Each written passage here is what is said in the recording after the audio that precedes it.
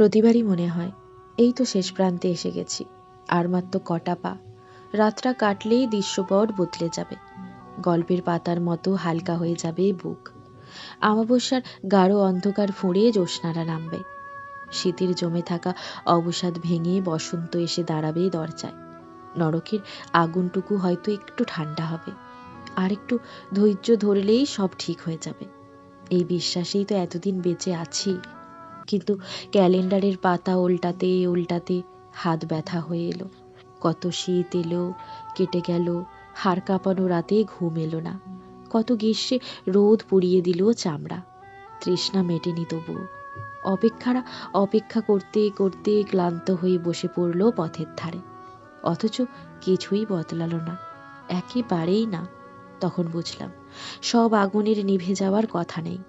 কিছু অপেক্ষা জন্মায় অমর হওয়ার জন্য, কিছু যুদ্ধে হেরে যাওয়াটাই শেষ সত্য।